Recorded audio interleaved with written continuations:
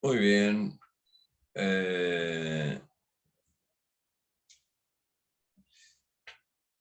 Hoy tenemos la segunda charla sobre Mercosur. En realidad creo que es la tercera, pero no importa. El segundo tema grande de Mercosur. Pero primero preguntas.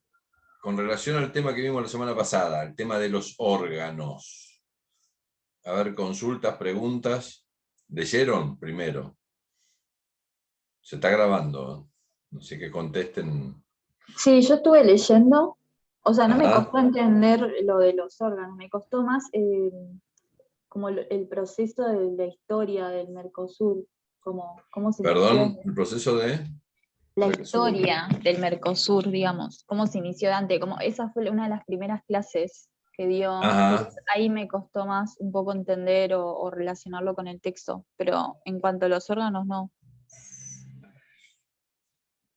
A ver, bueno, puntualmente alguna preocupación especial. El tema de la historia, básicamente no, digamos, no es objeto de preguntas, sino de preguntas en los parciales o en el final. La idea es tener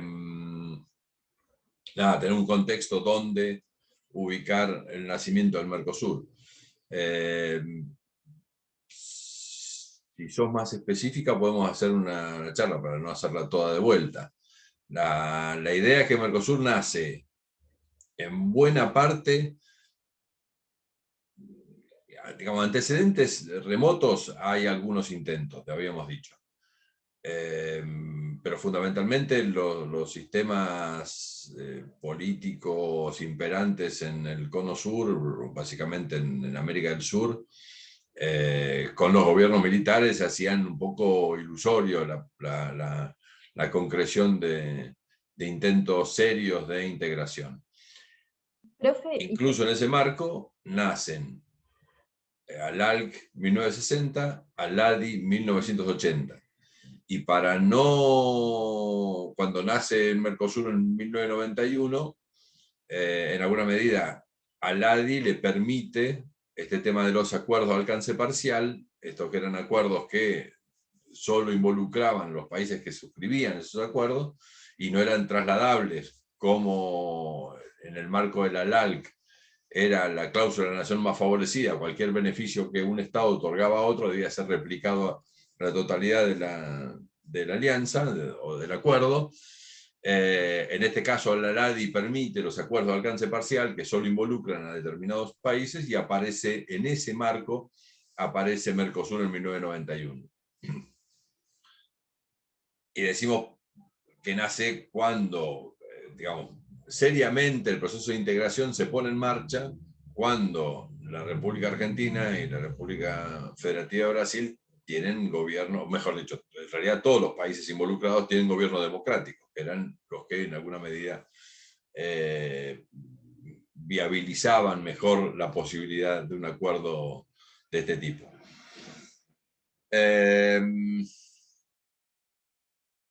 profe, y una Dijimos que, consulta de eso. perdón, sí, dale. Vio que dijo que el marco ideológico era Ajá. regionalismo abierto. ¿Eso era en la parte del neoliberal o también después del 2001? No. El liberalismo, perdón, el regionalismo abierto es un tipo de regionalismo que se da específicamente en el marco de los pensamientos neoliberales. En ese esquema del nacimiento de Mercosur 91, en el marco de, hay un par de escritos de CEPAL, Comisión Económica para América Latina, que empiezan a hablar de regionalismo abierto. Esto de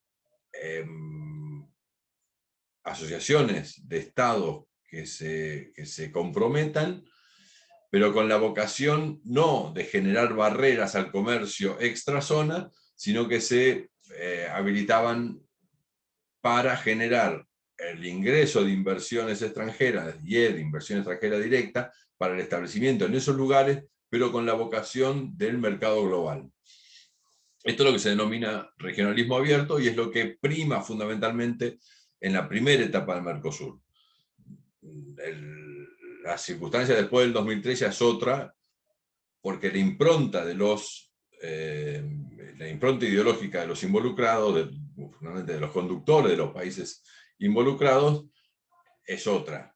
Y allí hay mucho de mercado interno, de aumento del mercado interno, de cuidar la industria, y como decíamos, esto tiene mucho de... esto vino acompañado de un enaltecimiento del programa de integración y de politización del programa de integración, pero fue sensiblemente duro en el marco del comercio. Esto de justamente estos, algunos lo llaman nueva izquierda, populismo, como se quiera denominar, estos regímenes tienen mucho que ver, tienen mucha atención respecto del mercado, de la situación interna de los países. Y esto los hace, en alguna medida, medio cerrados a la impronta del comercio internacional. Para proteger industria nacional tienen que poner barreras de nuevo, a partir de que salíamos de una crisis, incluso de una crisis muy importante como la Argentina. Entonces todo eso hace que, en última instancia, había un discurso muy pro integración, una politización del esquema de integración, este tránsito de el Mercosur fenicio a un Mercosur romano, creo que era, lo planteaba el autor, Félix Peña. Pero en última instancia, en términos políticos, esto estaba muy bien, había identificación ideológica en los líderes que conducían estos países, pero esto no se... a ver, hubo políticas muy comprensivas, fundamentalmente para la Argentina a partir de la crisis, que no pudo cumplir con muchos de los compromisos asumidos, y hubo mucha comprensión por parte de Mercosur, fundamentalmente de Brasil, por todo esto, pero con el comercio era bastante, digamos, no fue la mejor etapa del comercio del Mercosur. Ok, sería más como un regionalismo más cerrado, digamos, interno de cada estado. Sí, no tanto. A ver, lo de regionalismo cerrado o abierto puede estar en discusión nuevamente ahora. Este tema de que hoy, fundamentalmente, Uruguay y Brasil están empujando la apertura de nuevos acuerdos y la baja del arancel externo común, porque fíjense cuál es, la discusión vuelve a estar a hoy. Vuelve la idea del regionalismo abierto, porque nosotros tenemos un arancel externo común todavía muy alto. Arancel externo que significa barreras al ingreso de mercancías. Y estados como Brasil y Uruguay hoy están, si se quiere, también, también la impronta ideológica tiene que ver, quieren bajar los aranceles externos para que haya mayor ingreso y mayor comercio con determinados países, en contra de lo que en alguna medida vislumbra a la Argentina como un peligro para la industria, para su industria, que plantea más protegerla. Si se quiere, es una visión, la del 2013 es una visión más cerrada respecto de... Es más la visión clásica de la integración.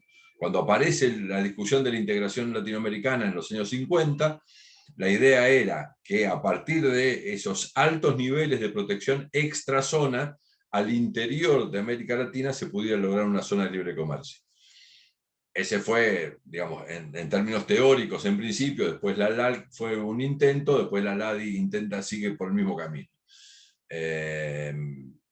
Esa idea original tenía más que ver con una región que consiguiera economías a escala a partir de el mercado interno de esta región.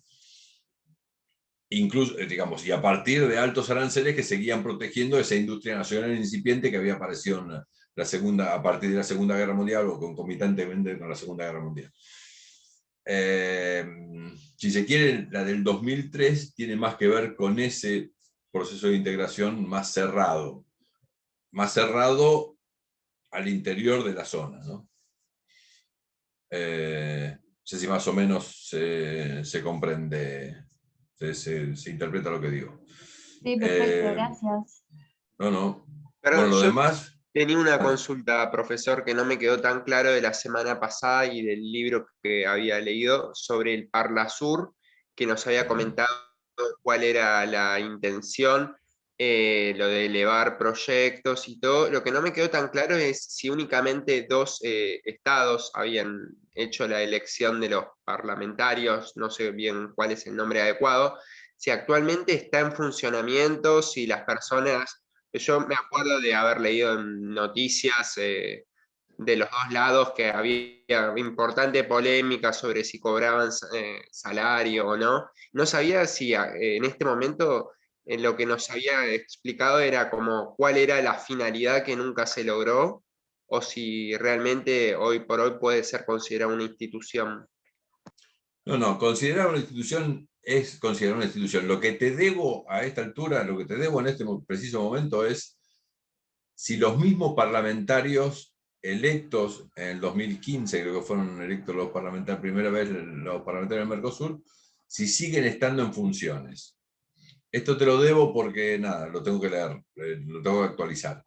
A ver, en el 2017 ya nos eligieron, en el 2017 ya nos eligieron, me parece. Y ahí fue donde se prorrogaron hasta el 2019. Me parece que hoy por hoy ya los parlamentarios no están. Te debo este cierre. Ahora, la institución denominada hoy Parlamento de Mercosur sigue existiendo. Me imagino que con una Pero impronta lo que muy no me particular. quedaba claro es si habían dicho que Brasil, que es el país más actual, el tiempo que funcionó únicamente con representantes de Argentina y Paraguay. No. En el caso de Brasil seguían funcionando con delegados del Parlamento Nacional, como era antes. En el caso de Uruguay y de Brasil, que no habían elegido los parlamentarios, ellos seguían teniendo los delegados del Parlamento Nacional. Seguían teniendo 16, nada más. Pero ya te digo, como no estaban todos electos, era una metodología muy particular. De todos modos, el problema central del Parlamento es este tema de la falta de función. Si analizamos lo que sucedió en Europa, por ejemplo, el Parlamento Europeo también nace con bastante pocas atribuciones. Y la historia nos dice que a partir de la incorporación de políticos de renombre al Parlamento Europeo, el Parlamento Europeo fue aumentando sus capacidades hasta llegar al momento de la codecisión. El método más utilizado en Europa para tomar decisiones en el marco de la Unión Europea se llama codecisión. ¿Y por qué se llama codecisión? Porque están casi en un pie de igualdad el Consejo de la Unión Europea, que es el Consejo de Ministros de la Unión Europea, y el Parlamento Europeo. Están casi en un pie de igualdad, digo, porque en última instancia, si llega a haber digamos, empate en las decisiones de cada cuerpo, siempre prima la del Consejo, pero en última instancia el procedimiento es un procedimiento de codecisión, se denomina. ¿Y por qué logra llega a ampliarse? Porque, digamos, hay una impronta política que enriquece al Parlamento y ese Parlamento va constituyéndose en lo que es hoy. En el 79, que fue la primera elección directa de los parlamentarios europeos, también era bastante poca la capacidad que tenían ese Parlamento como para funcionar. O, digamos, capacidades de influir en la toma de decisiones. Lo cierto que en el caso del Mercosur, tanto las atribuciones que se le conferían a la Comisión Parlamentaria Conjunta como las que se le confieren a hoy denominado Parlamento del Mercosur son demasiado pocas, son casi ilustrativas. Imagínense que tienen que discutir parlamentarios de los 4 países elegidos por el pueblo para terminar produciendo proyectos de norma de los cuerpos decisorios que siguen siendo los poderes ejecutivos de los estados. Hay una impronta muy sesgada hacia el presidencialismo ahí en ese esquema, ¿no? Hacia el poder ejecutivo. Los poderes ejecutivos son los que toman las decisiones, y yo le agregaría, porque escribí sobre eso en algún momento, muy centralista en términos de federalismo y desplazando lo que son las provincias también. Esta es una discusión que podemos darla, si nos queda tiempo, al final de las charlas. Acá hay dos actores que pierden en la toma de decisiones cuando se ingresa en un proceso de integración. El proceso de integración se ingresa por impronta de los poderes ejecutivos. Cuando se arman los órganos, que vimos la semana pasada, los órganos del proceso de integración, los conducen los poderes ejecutivos. Los órganos decisorios, todos los órganos decisorios que vimos el otro día, están compuestos por representantes de los poderes ejecutivos. Entonces acá hay claramente un perdedor, que es el Parlamento. Y con esta iniciativa, para decirlo de alguna manera bondadosa, de comisión parlamentaria conjunta, aún con la impronta del Parlamento, seguimos teniendo una situación bastante endeble en términos de democracia. En última instancia, el Parlamento es lo que es, pero es la representación de la democracia. Entonces, están tomando decisiones sobre vida y hacienda de muchos ciudadanos, de muchas empresas, en muchos casos el Poder Ejecutivo, con poca intervención, para decirlo de alguna manera, me parece que en algunos casos ninguna intervención, de los poderes legislativos. Y acá hay un principio histórico, el principio de legalidad, que establece que las normas generales tienen que salir del Parlamento. Desde la Revolución Francesa para acá lo teníamos esto. Es más, perdón, antes, desde, si se quiere, el Bill of Rights de 1600 y pico de Gran Bretaña. Ese principio democrático de la distribución de poderes en los procesos de integración se ve muy afectado. Ahora, bueno, y a esto le agrego, el segundo perdedor es en esquemas donde la representación es federal, el Estado asume un esquema federal de gobierno, los segundos perjudicados son las provincias, porque los poderes ejecutivos son de los gobiernos centrales. Los gobiernos centrales son los que toman las decisiones y las provincias acatan. Yo sé que el federalismo en la República Argentina es bastante endeble, es un federalismo muy particular. Bueno, pero en última instancia tendríamos que ver las formas de que estos dos perdedores pierdan menos. En última instancia, que pierda menos el Parlamento, o que tenga más injerencia el Parlamento, para decirlo de alguna manera, el Parlamento, los parlamentos nacionales, o la figura de un Parlamento especial. En última instancia, es casi mejor lo del Parlamento del Mercosur, pero en última instancia una figura parlamentaria, pero una figura parlamentaria con peso.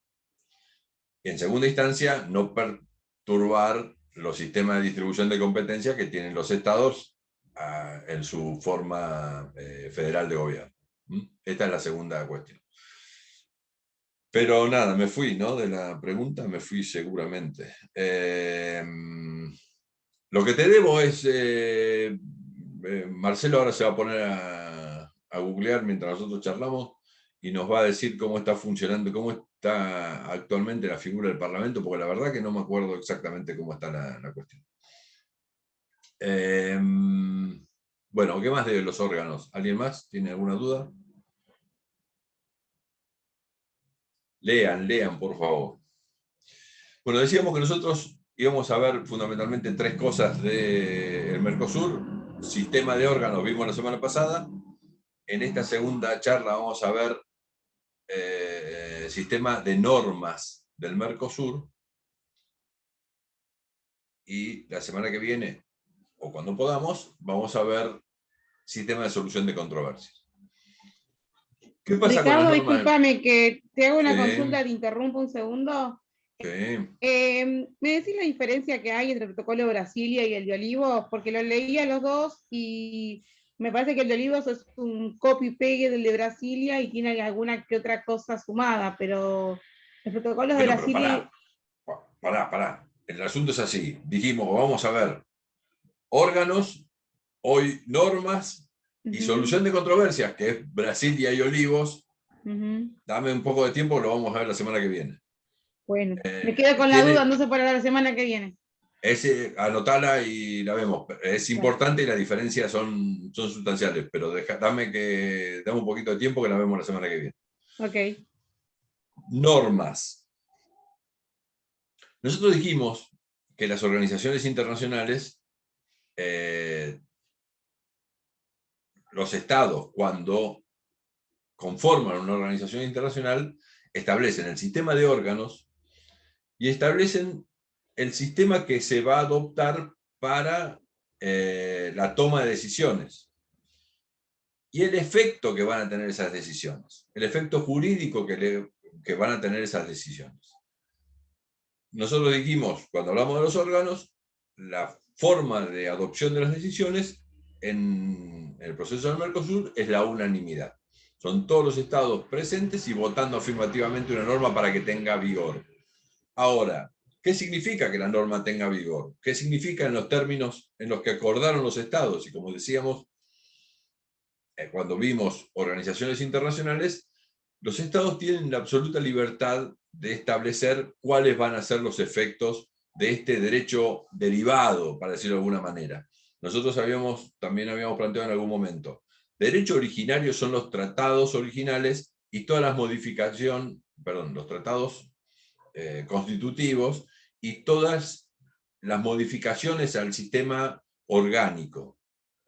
Cuando nosotros hablamos de Tratado de Asunción, Protocolo de Ouro Preto, Protocolo de Olivo, Brasil y demás, estamos hablando de derecho originario. Derecho originario son tratados internacionales. Ahí tenemos derecho internacional público, casi derecho internacional público puro. Algunos pueden discutir que tiene características específicas cuando son tratados de integración, pero en última instancia son tratados internacionales. Lo que vamos a ver hoy es cuáles son los efectos del derecho derivado del Mercosur, esto es, las normas que producen los órganos del Mercosur en su funcionamiento. En primer lugar, podemos fundamentalmente acá nos vamos a basar en el protocolo de Olivos, que es, protocolo de Ouro Preto, que es el protocolo que establece el sistema de adopción de decisiones y el efecto de las decisiones, y alguna norma de derecho derivado que se produjo con posterioridad justamente a partir de algún incumplimiento que los estados estaban verificando. En primer lugar, ¿qué dice el protocolo de Ouro Preto? El protocolo de Ouro Preto, cuando se refiere a los órganos, y esto creo que era en el artículo 9, 15 y 20, creo que son, dice, en el 9 se refiere a las decisiones del Consejo, digamos, el Consejo adopta decisiones que tendrán carácter obligatorio para los estados. El 15 dice, el Grupo Mercado Común adopta resoluciones que tendrán carácter obligatorio para los estados. Y en tercer lugar, creo que era el 20, dice que la Comisión de Comercio va a adoptar directivas que tendrán carácter obligatorio para los estados. Ahora, ¿qué significa esto de que tengan carácter obligatorio para los estados? Bueno, en principio quiere decir esto, que tienen carácter obligatorio solo para los estados. Cuando vemos específicamente el artículo que se refiere a las normas Mercosur, que es el 38, 38 y 40 del protocolo Europreto, establecen los mecanismos de vigencia simultánea del derecho al Mercosur. Lo primero que tenemos que reconocer, bueno, el 38, no, el 42, creo que es, dice que las medidas dictadas por los órganos decisorios tendrán carácter obligatorio y siempre que sea necesario serán incorporadas a los ordenamientos jurídicos internos. Esto que aparece escrito como excepcional, esto de cuando sea necesario, en realidad lo tienen que leer al revés. Todas las normas Mercosur que estén dirigidas a regular derechos de los particulares, empresas o lo que fuere, que tenga como finalidad modificar el acervo jurídico en los territorios de los estados involucrados, siempre debe ser incorporada por los ordenamientos jurídicos internos. Esta es la primera regla, para decirlo de alguna manera. Ahora, ustedes me dirán, en el 9, 15 y 20 decía que eran obligatorios para los estados, lo que significa, no es contradictorio en la medida que es obligatorio para los estados, y los estados tienen que producir al interior de cada uno de sus estados una norma que incorpore ese derecho del Mercosur. Lo primero que tenemos que reconocer, entonces, es que acá hay una gran diferencia respecto de alguna norma, no sé si la vieron o estarán por verla. Los reglamentos de la Unión Europea tienen lo que se denomina efecto directo. ¿Esto lo vieron ya? ¿No? ¿Hablaron alguna vez? No, Marcelo me dice que no.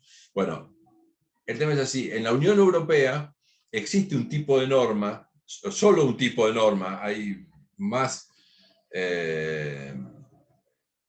otros tipos de normas, pero el reglamento de la Unión Europea tiene lo que se llama carácter de efecto directo. Esto es, producida en los órganos de la Unión Europea, publicada en el Boletín Oficial de las Comunidades Europeas, ese reglamento se mete directamente en el acervo jurídico de los particulares, sin ninguna intervención estatal. Esa norma desde el ámbito europeo se introduce y afecta los derechos de los particulares en forma inmediata y directa. Esto es lo que se llama efecto directo o efecto inmediato, en algunos casos, o algunos lo diferencian, pero en última instancia es esto. Esto es lo que nosotros denominábamos supranacionalidad normativa, para decirlo de alguna forma. Esta norma que se produce en un esquema supranacional se le introduce al Estado, y el Estado no solo no tiene que hacer nada para que esa norma pase al interior de su Estado, sino que no puede hacer nada que impida que esa norma se introduzca dentro del Estado. ¿Se entiende esto? ¿Por qué? Porque lo acordó en su momento cuando firmó los tratados. Dijo que en su momento, cuando uno suscribió el tratado, ahí establecía que había una norma, una sola norma, un tipo de norma, que si se produce la norma en la Unión Europea, tiene este carácter de efecto directo. Lo primero que tenemos que reconocer es que las normas del Mercosur no tienen este carácter de efecto directo. Las normas del Mercosur solo llevan obligaciones, solo contemplan obligaciones para los estados. Esto es, para el señor Estado, no para los particulares que están adentro del Estado. Y el artículo 38 o el 40, ahora se me cruzan, establece cuál es el procedimiento para que las normas tengan vigencia simultánea en todos los países del Mercosur. Adoptada una norma en el esquema de Mercosur, esto es, una decisión, una resolución o una directiva, esa norma la Secretaría Administrativa se la remite a los estados nacionales dictan una norma interna. ¿Y quién dicta esa norma interna? Bueno, en cada uno de los países, este se llama principio de autonomía institucional, cada uno de los países tiene una distribución de competencias que fija la Constitución en primera instancia, las leyes del ministerio en muchos aspectos, y demás normas que hacen al funcionamiento del Estado. Bueno, cada uno de los países tiene una constitución distinta, una ley de ministerio distinta. Entonces, cada país, con el órgano que sea competente en cada uno de los países, dictará una norma interna para incorporar la norma Mercosur. Y aquí un tema que no sé si lo vimos en la primera parte de la materia, pero es qué carácter tiene que tener esa norma de incorporación. El problema central de esa norma de incorporación, y yo lo analicé bastante en los comienzos del Mercosur,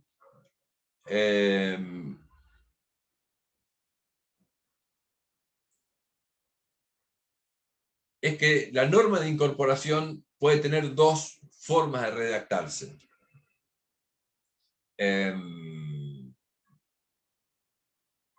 Para decirlo en términos de un autor que me gusta seguir en este punto, que es Benedetto Conforti, él dice que el Estado puede producir una incorporación ordinaria o una incorporación especial. Una incorporación ordinaria sería la redacción de una norma que reproduzca, y ahí subrayamos el término reproducir, las normas que contiene la norma internacional, en este caso la norma Mercosur. Mientras que el segundo esquema es el de una incorporación especial. La incorporación especial está solamente dirigida a reconocer la obligatoriedad de la norma Mercosur, en nuestro caso, en este caso que estamos analizando, en el interior del Estado. Entonces, la formulación de la incorporación especial es una norma vacía en última instancia, que lo único que tiene como finalidad es reconocer que se dictó una norma Mercosur y que esto va a tener efectos al interior del Estado. ¿Y por qué propiciamos en alguna medida y discutimos bastante al comienzo del Mercosur fundamentalmente que esto era un problema bastante engorroso en su momento?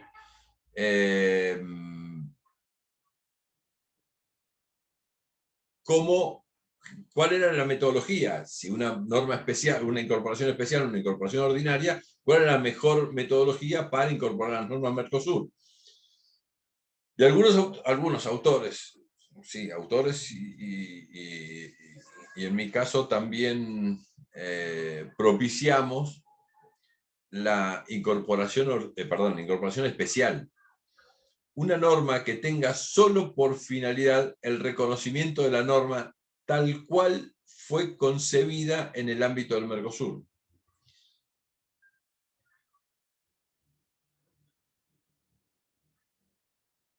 Porque el mecanismo ordinario, el mecanismo de reproducir la norma, en el mejor de los casos, tal cual se adoptó en el esquema de integración, lleva a que se confundan los objetivos de las normas. Si yo tengo una incorporación ordinaria, imagínense, vamos a poner un ejemplo, una regulación que sale de Mercosur respecto de un medicamento. El órgano encargado de incorporar esa norma en la Argentina sería el ANMAT, supongamos. Entonces el ANMAT dice, reproduce la norma interna, reproduce la norma Mercosur, en una norma interna, y la firma el director del ANMAT. Ahí que tenemos derecho del Mercosur o tenemos derecho nacional. Esta confusión, digamos, es bastante complicada. Primero por el tema de la vigencia. Nosotros tenemos un procedimiento en el 38 que estamos viendo, o que vamos a leer a partir de lo que yo estoy contando, un procedimiento para que la vigencia de la norma sea igual en todos los países. Con lo cual, el primer problema que tenemos es que la vigencia de una norma nacional se regula por el sistema del boletín oficial, la publicación en el boletín oficial y las leyes nacionales, mientras que tenemos otro sistema que es el 38 y el 40 del protocolo Europresto. Primer problema que tenemos. ¿Por qué? Porque esta norma Mercosur se hizo a partir de una negociación. Esta norma Mercosur se adoptó por los 4 países y las normas Mercosur tienen que entrar en vigencia en los 4 países. Por eso no me sirve el procedimiento ordinario para incorporarlos al ordenamiento jurídico interno. El procedimiento ordinario que me reproduce la norma y me la firma un tipo que es capaz, que tiene atribuciones para ello, para regular esa materia, me hace una norma nacional que no tiene vinculación. En algunos casos, en el mejor de los casos, en algunos ejemplos que nosotros vimos, tenían en los considerandos la mención a la norma Mercosur, pero esto no forma parte del sistema, no es normativo. La parte normativa de la norma, la parte imperativa de la norma, no hacía referencia al Mercosur. Y el problema de la vigencia también se me produce si esta norma Mercosur se me cambia. Si nosotros con el transcurso de los años advertimos que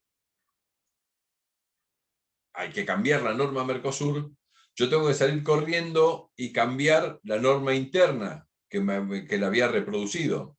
Mientras que si yo tengo un sistema especial de incorporación, yo digo, reconozco que en la República Argentina tiene que entrar en vigencia la decisión del Mercosur número tanto, que se refiere a este mismo tema del ANMAT y de medicamentos y la ANMAT. Entonces, la ANMAT dicta una medida que es vacía, una medida que dice, póngase en efecto, por ejemplo, incorpórese al derecho interno la norma Mercosur número tanto, en los términos del artículo 38 y 40 del protocolo Europresto. Entonces, yo cuando agarro esa norma, primero que no sé qué es lo que tengo que aplicar, lo que tengo que buscar es la norma Mercosur, que por otra parte esto hace más a la esencia de la norma. Yo agarro la norma tal cual fue dictada en su orden, en el ordenamiento interno.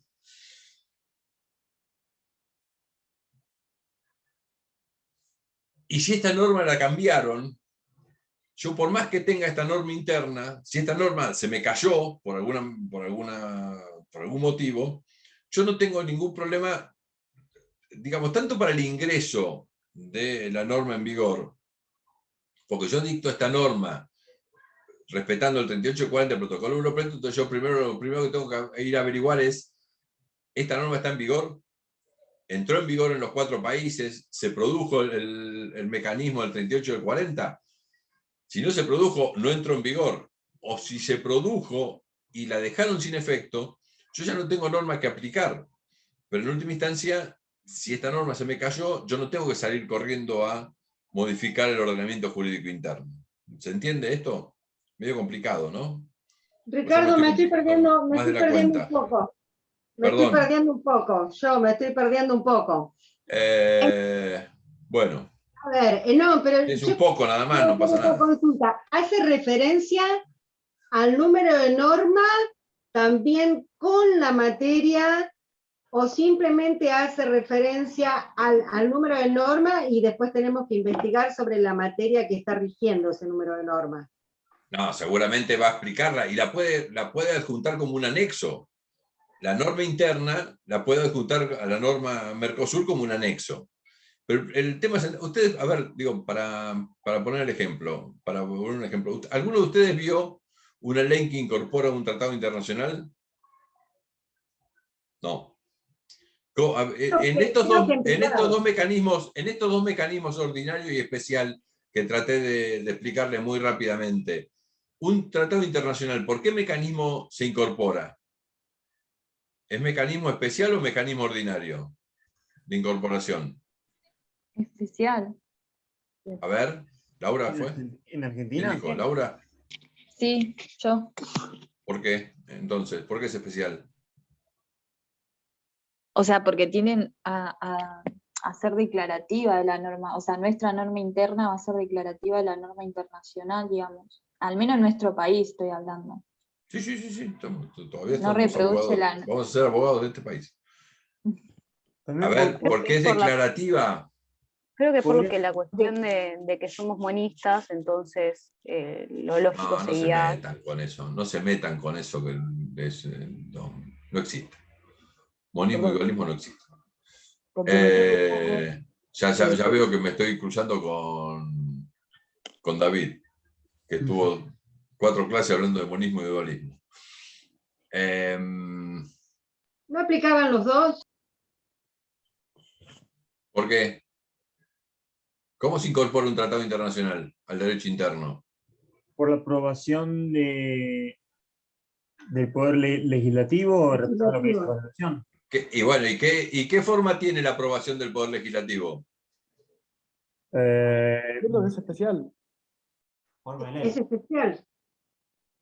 Sí, bueno, No explíquenme, no me necesitamos digan que es especial. Porque el Poder Legislativo no reproduce una norma interna que sea igual al Tratado Internacional, sino que lo incorpora directamente. Incorpora a través de una ley, lo incorpora una... Claro, dice Aprueba. Matías eso. fue el que dijo el término correcto. Aprueba o desecha tratados internacionales. El artículo 75, inciso 22, creo que es. Aprueba o desecha tratados internacionales.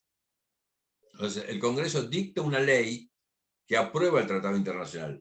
Nosotros tenemos la ratificación en el derecho argentino, es un acto jurídico complejo, como decían los constitucionalistas hace mucho tiempo. Este acto jurídico complejo se compone de la aprobación de la norma por parte del Parlamento y de la ratificación del decreto de ratificación del Poder Ejecutivo. Estos dos elementos conforman la ratificación. Ahora, lo que me interesaba a mí, básicamente, es justamente lo que decía recién Ignacio, creo que fue. La ley, lo único que dice es, apruebas el tratado internacional que va como anexo. Apruebas el tratado internacional. Si ustedes agarran una ley que dictó el Congreso aprobando un tratado internacional, lo único que dice es eso. Apruebas el tratado internacional entre Argentina y Brasil, firmado en tal fecha y que corre como anexo. Entonces, lo que nosotros tenemos que hacer cuando invocamos un tratado internacional, o esto de derecho práctico, si se quiere, pero lo que tenemos que hacer es ver si ese tratado tiene vigencia. Cuando invocamos un tratado internacional, y cuidado con esto, porque no es el caso de las leyes se presumen conocidas en el ámbito interno, pero nosotros tenemos que invocar un tratado internacional, meterlo, ay, qué mal que hablo, incorporarlo en una demanda o en una contestación de demanda, incorporarlo a la prueba y después oficiar al Ministerio de Relaciones Exteriores para que me diga el Ministerio de Relaciones Exteriores si ese tratado al momento de los hechos que se investigan o los hechos que se discuten estaba en vigor. Entonces,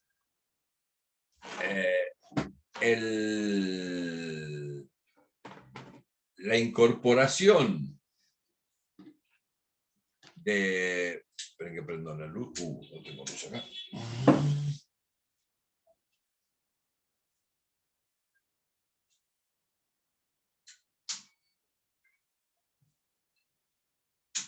Tengo un problema de luz. Un segundito, por favor.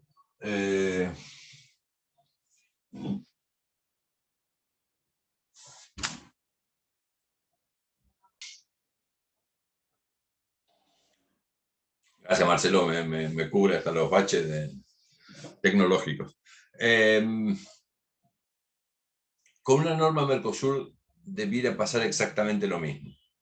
La norma de incorporación, justamente, ¿para qué se hace este mecanismo del sistema de aprobación de la ley? La ley está vacía. La ley no me dice nada, la ley me dice apruébase.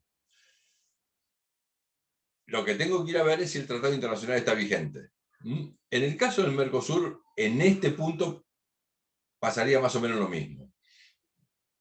Yo necesito una norma de incorporación, pero esa norma de incorporación tiene que ser una norma bastante cortita, por decirlo de alguna manera, que solo me haga reconocer ese derecho internacional que se produjo en el ámbito del Mercosur. Esto que parece una sencillez, al comienzo del Mercosur esto era un caos. Imagínense que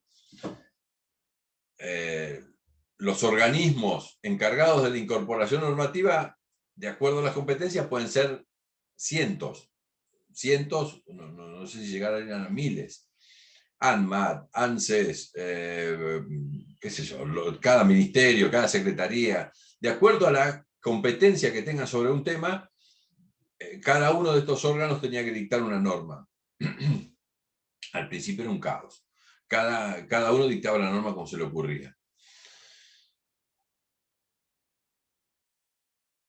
¿Qué dice el protocolo europeo? Que no se mete justamente, porque esto es derecho interno, no se mete en cómo tiene que estar redactada esta norma. Esto es cada uno de los países, otra vez, principio de autonomía institucional, cada uno de los países la incorpora de acuerdo a su leal saber y entender, y a las obligaciones que les estatuye constituciones y demás leyes. Ahora, ¿qué pasa con esta norma? Después que el Estado Nacional, cada uno de los Estados Nacionales, dicta una norma de incorporación al interior de estos países, la debe notificar a la Secretaría Administrativa del Mercosur.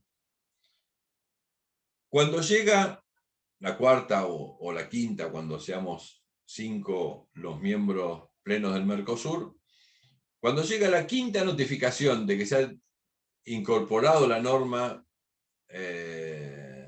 al ordenamiento jurídico interno, la Secretaría Administrativa manda una notificación que le dice: dentro de 30 días esta norma entra en vigor en forma simultánea para los 5 países.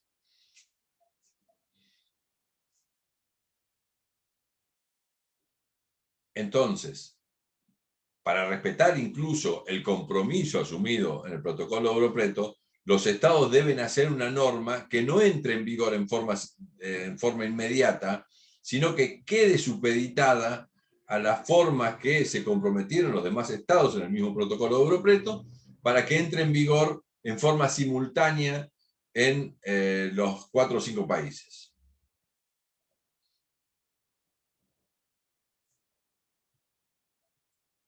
Recién ahí tenemos norma vigente, obligatoria para todos los ciudadanos de los países del Mercosur. ¿Se entendió esto más o menos? Más o menos, ¿no? Tan complicados, ¿eh? Porque sin esto no se pasa, ¿eh? Así que cuidado. Entendido, se entendió. Perdón, a mí me genera una duda. Habíamos visto que la norma de derecho derivado es superior a las leyes nacionales. ¿Cualquier órgano tipo ANSES, por ejemplo, puede realizar este mecanismo, como dijo usted? Porque No, me cuidado. resulta raro que no tenga que pasar por el Congreso. Perdón. El artículo 75, inciso 24, que es el que vos mencionás, que dice que las normas derivadas de los procesos de integración tienen jerarquía superior a las leyes, no está en vigor el 75, inciso 24 respecto al Mercosur, porque tiene 2 requisitos, es el 75, inciso 24, que uno es reciprocidad e igualdad. Cuando los estados, primero, el 75 y 54 habla de transferencia de competencias, y esta es la discusión que algunos autores plantean en si el Mercosur significó la transferencia de competencia o no significó transferencia de competencia. Pero en última instancia, esto me parece que es una cuestión secundaria, sino que el problema está en la reciprocidad y la igualdad. Como esta jerarquía superior a la ley no está reconocida en los demás países del Mercosur, ningún autor, salvo uno, ningún autor del derecho argentino plantea que está en vigor el 75 y 24 respecto del Mercosur? Nadie. ¿Por qué? Porque falta este requisito de reciprocidad e igualdad. El día que los demás estados le confieran carácter superior a las leyes, a las normas derivadas del Mercosur, ahí podríamos tener algún inconveniente y podríamos discutir si está en vigor esta jerarquía supralegal. Pero nadie le otorga a las normas Mercosur carácter supralegal en la medida que faltan estos requisitos de reciprocidad e igualdad por parte de los demás países del Mercosur. ¿Quedó claro, Fernando? Ay, profe, disculpe, pero me acabo de súper confundir porque en el parcial nos tomaron esto con el ejemplo de Mercosur y lo pusimos como jerarquía superior a las leyes. Entonces se me está empezando Bueno, a confundir. entonces son dos autores, el autor que yo conozco y David, evidentemente, que debe haber sido cooptado por esta idea, que es que no, de ninguna manera. Será David y corrigió los parciales, no hay ningún problema, está todo bien, no hay ninguna historia. Pero las normas Mercosur no tienen jerarquía superior a las leyes, ojo. Lo digo yo, si quieren hacemos un debate público con David para que cada uno sostenga sus opiniones. Básicamente por este problema de reciprocidad e igualdad. Este requisito que establece la Constitución, el mismo 75 y 124, no está dado en el Mercosur. Por eso las normas Mercosur no tienen carácter superior a las leyes. ¿Por qué no está dado? ¿Cómo? ¿Por qué no estaba dado en el caso del Mercosur? ¿Por quién está No, dado? ¿por qué no estaba dado en el caso del Mercosur? Porque los demás países no le otorgan jerarquía superior a las leyes a la misma norma Mercosur. Entonces nosotros estaríamos concediendo más de lo que recibimos, o en última instancia, le estaríamos dando un trato preferencial a una norma que no tiene trato preferencial en los demás países. ¿Y ese Esta es trato la... preferencial por qué tiene que ser igualitario para todos? ¿Dónde lo establece? Perdón. ¿Dónde establece ese trato? O sea, lo que voy es, ¿por qué tiene que ser igual para todos? Si algunos consideran que es superior a la ley y otros no le veo el problema. ¿Por qué? O sea, no entiendo eso. Porque la Constitución te requiere los dos requisitos, reciprocidad e igualdad. Entonces, vos la reciprocidad no la estás recibiendo. Estás dando algo más allá de lo que recibís. Claro, ¿en qué artículo habla de eso? ¿Perdón? ¿En qué artículo habla de que tiene que haber reciprocidad El e igualdad? 75, inciso 24, Mati. El mismo artículo que establece este tema de la jerarquía requiere todo, habla de estados democráticos, ¿cómo es que dice? Alguien que lo lea, ¿quién lo tiene en mano? ¿Te lo leo, Ricardo? Dale. Aprobar tratados de integración que deleguen competencias y jurisdicción a organizaciones supraestatales en condiciones de reciprocidad e igualdad, y que respeten el orden democrático y los derechos humanos.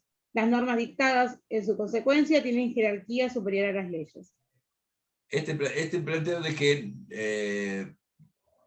digamos, no estaríamos cumpliendo, más allá de la primera discusión, que muchos autores la plantean, si el Mercosur significa transferencia de competencias y jurisdicción, dice el 75 y 24.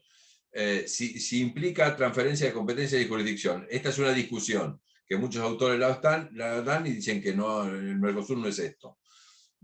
Yo es más complicado. Pero independientemente de esto, soy más proclive a no reconocérselo en la medida de que falta reciprocidad e igualdad. Reciprocidad e igualdad significa que lo que yo doy tiene la misma situación en otros países. Pero si se trataran de otro, por ejemplo, en la Unión Europea sí se daría, si fuese un sistema como el de la Unión Europea, entonces sí tendría jerarquía superior a las leyes. Sí, la Unión Europea tiene otro sistema que es el sistema de la primacía, tiene el carácter de primacía. Todos los estados reconocieron desde que tiene este carácter superior a las leyes. En muchos casos hasta se discutió si no es superior a las constituciones. por ejemplo, está claro que es superior al derecho penal, por ejemplo, la Corte Europea, ¿cómo se llama? Tribunal de Justicia de las Comunidades Europeas decidió en un caso, creo que es el caso Ratti,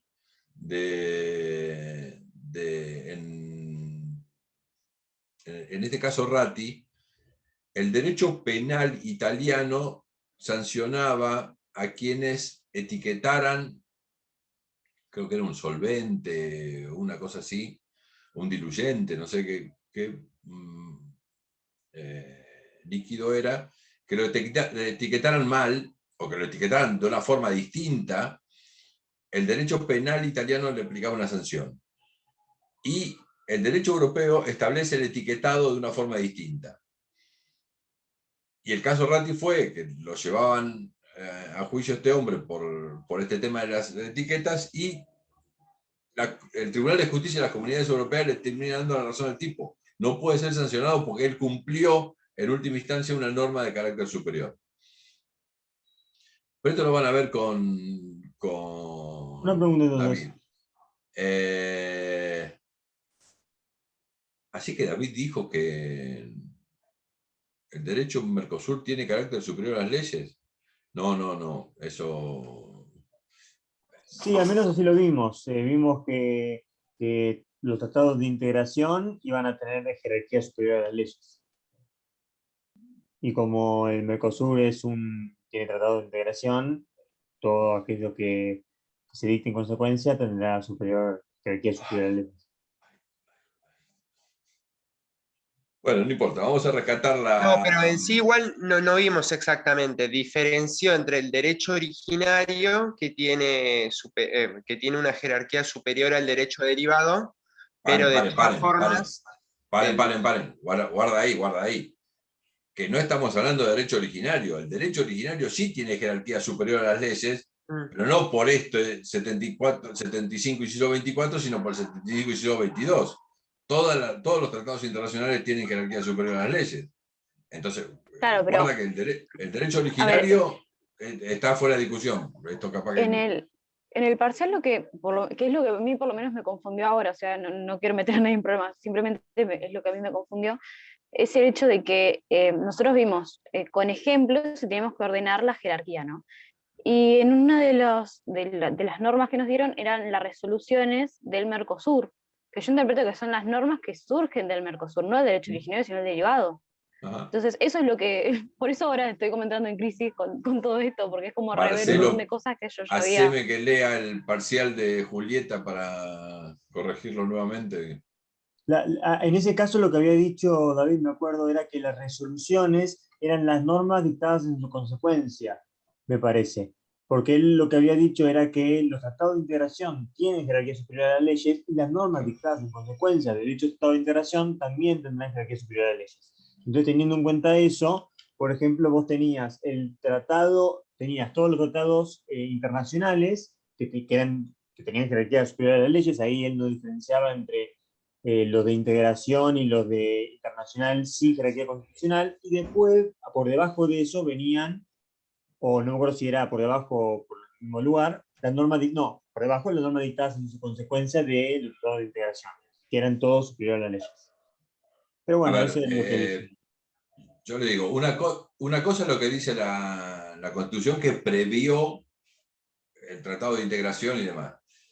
Pero yo creo que no hay autor, ya le digo, hay uno solo que plantea la jerarquía superior a las leyes de las normas Mercosur, pero yo a David no lo hacía en ese campo. Pero bueno, nada, dejen que lo voy a charlar con él. Por otra No parte, importa, bueno, igual consideramos que hay dos posturas, una minoritaria y una mayoritaria, y seguimos, por lo menos ya tenemos como las dos posturas. El tema fue nada, como que ya lo habíamos visto así y por eso me había mezclado. La mayoritaria, la más importante, es la mía, por supuesto. No, déjenme que lo vea con David, tiene que haber sido una... No, ojo, por otra parte, la libertad de cátedra también funciona en estos puntos, ¿no?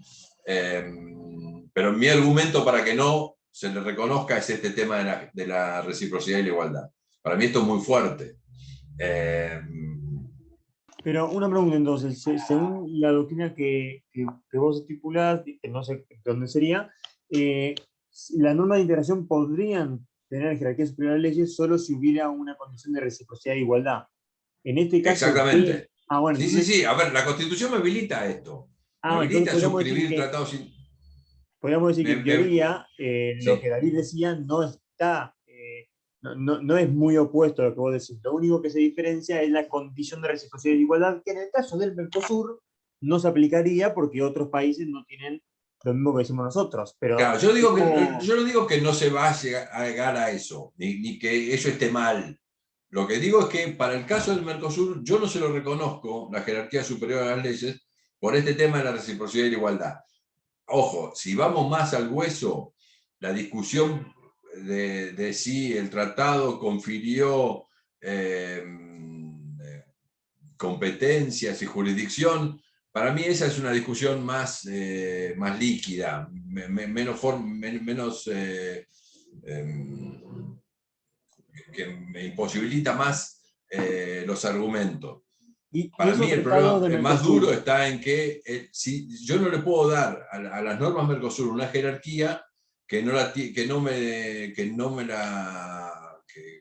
recíprocamente no reciben en los otros países del Mercosur. Para mí esto es lo más duro, lo más fuerte. Eso sería para las normas del Mercosur, pero los tratados que crean al Mercosur, digamos, los tratados, esos sí son superiores.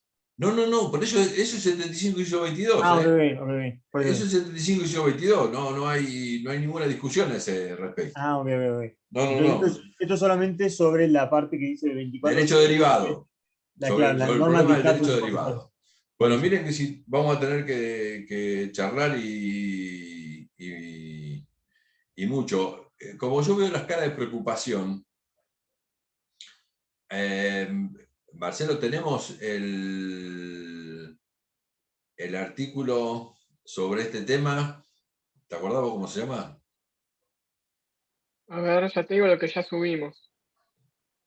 Subimos Mercosur, integración de mercados, u otra forma de construir la estatalidad. No. Subimos organización jurídico institucional del Mercosur. Este artículo, organización jurídico institucional del Mercosur, la última parte, primero habla de los órganos y en la segunda parte este mismo artículo trabaja el tema de las normas. Plantea esto que estamos diciendo. Léanlo, pero léanlo bien, cuidado con esto. Si tiene alguna importancia estos 4 o 5 meses que vamos a estar juntos, es lo que estamos viendo ahora. Y discutámoslo la semana que viene. Pero todos, me quedó claro, ¿no? Todos a leer este artículo, porque la semana que viene vamos a discutir, vamos a tomarnos 10 minutos para 10, 15, lo que sea necesario, porque esto me parece que es uno de los temas más relevantes que tiene Mercosur.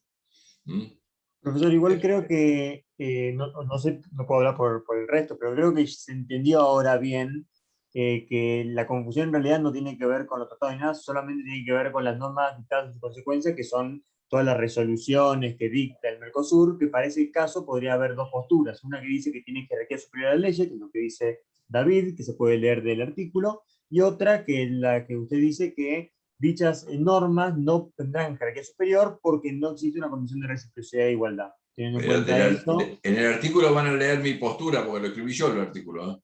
Perdón, el artículo ¿Cómo 24. se llama el artículo? Este artículo que van a leer es en mi postura porque lo escribí yo. No me refería al artículo de la Constitución. Bueno. Marce, ¿cómo se llama el artículo? La Organización Jurídico Institucional del Mercosur. Exacto. Esta habla sobre el tema de órganos, pero en la última parte habla del sistema de normas. Es más, tienen que leerlo todo eso porque eso es imprescindible. Bueno, para mí está bien por ahora. Ojo, me interesa seriamente que lean este artículo para que la semana que viene, sé que es un tema difícil, es un tema raro, yo les dije, a ver, si esta materia tiene algún sentido, es que producen normas en forma distinta a lo que ustedes convencionalmente han visto. Ya no es ni el Poder Ejecutivo por su lado, no es ni el Parlamento o el Congreso con el Ejecutivo dictando leyes, no es derecho internacional exclusivamente, es una forma de producción normativa distinta. Y esto es lo que estamos viendo en esta clase. Con lo cual, si no entienden esto, si no asumen esto, esta materia carece de sentido. Con lo cual, a mi modo de ver. Con lo cual, esto lo aprenden o lo aprenden. De acá salimos sabiéndolo. Así que léanlo para la semana que viene. Están todos intimados a leerlo. Y la semana que viene terminamos la discusión en los primeros 15-20 minutos o lo que nos dure, lo que nos signifique. ¿Estamos de acuerdo? Hagan así con la cabeza. Vamos todos. Listo. Nos vemos el viernes que viene. Por favor, Sí, chicos. lean. Nos vemos. Hasta luego. Buen fin de semana. Fin de- Hasta luego. Adiós. Buen fin de semana. Hasta luego.